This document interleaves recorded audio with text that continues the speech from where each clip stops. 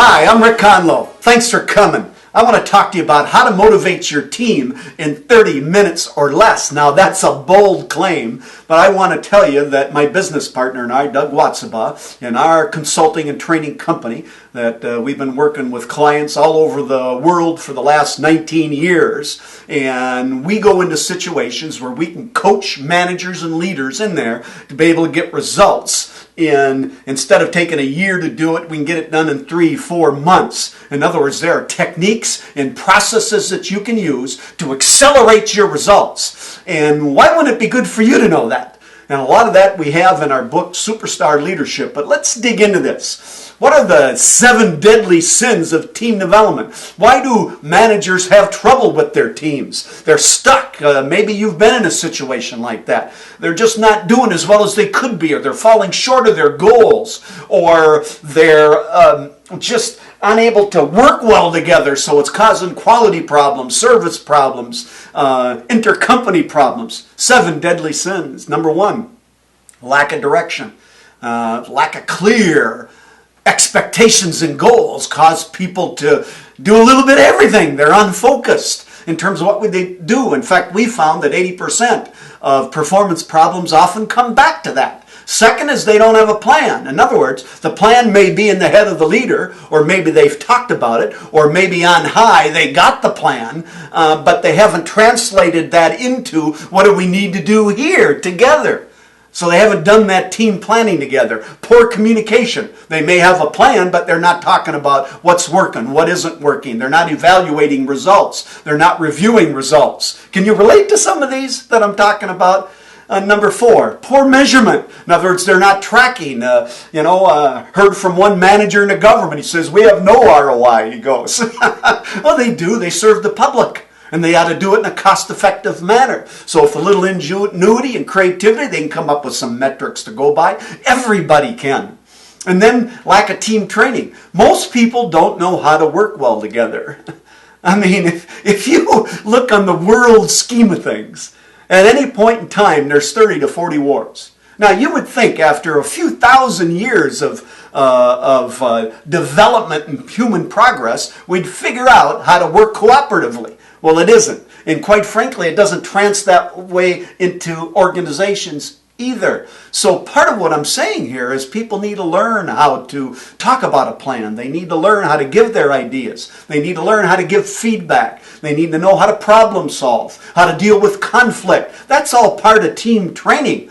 And as a manager, you should ask for that in your organization. If you don't get it, do a little study, train your people yourself. You can do that. You don't have to wait for HR or the training department to do it.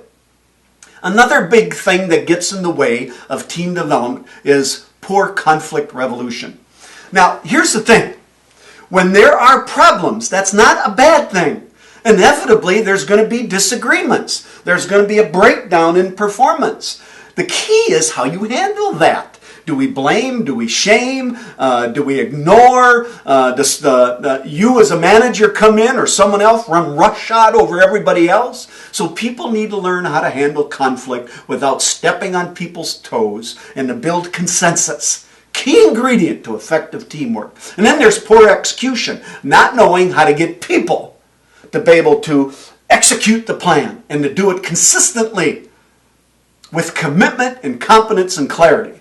That's a whole nother level of skills, but that also derails many teams. So when the bottom line in all this, it's ineffective leadership, because it's the leader's job to facilitate that. Does that mean the employees don't have any responsibility? No. A leader has responsibility for the whole team. An individual has responsibility for their part they contribute to the team. But leadership facilitates it and directs it and guides it. Wow. Any of these sound familiar?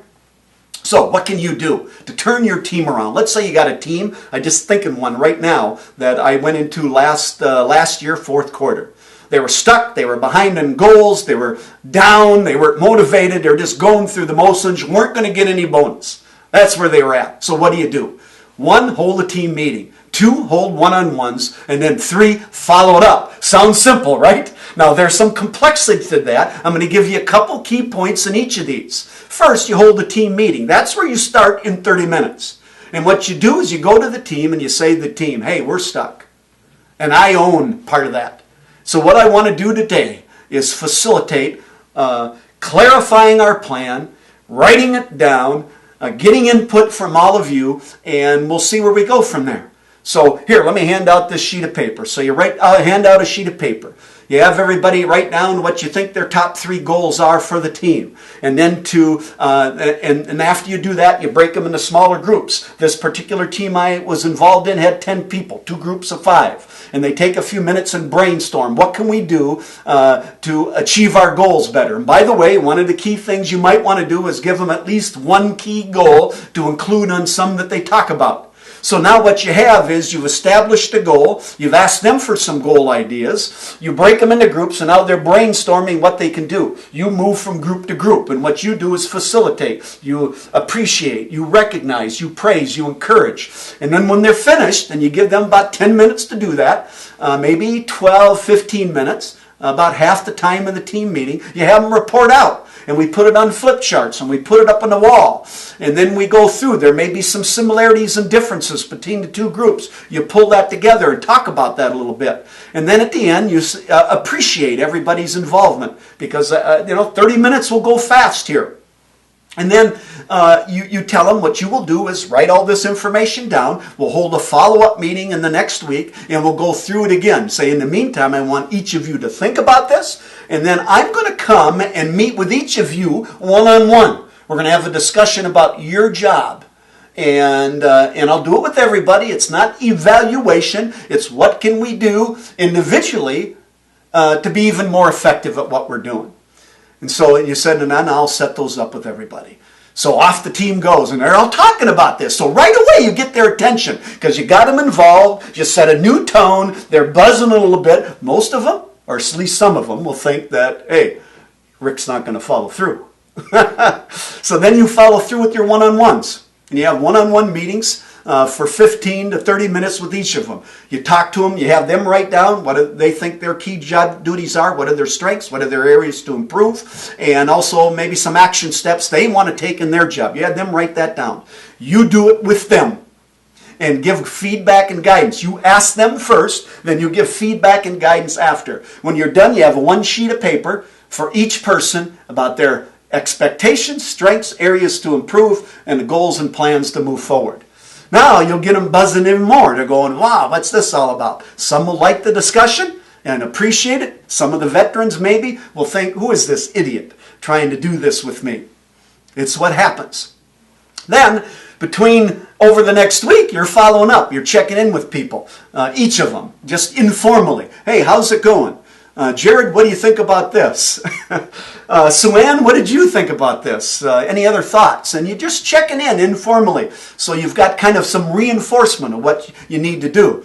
And I'm here to tell you, we've done this time and time again, that what ends up happening is you begin to raise the energy level as long as you follow up and follow through. You hold your next meeting, you come back, begin reviewing the plan that you agreed to and the goals and the action steps and share an appreciation for what people have done.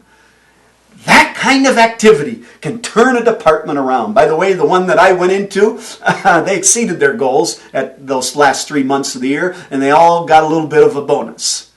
Because I went in and did this, coaching their managers to do it.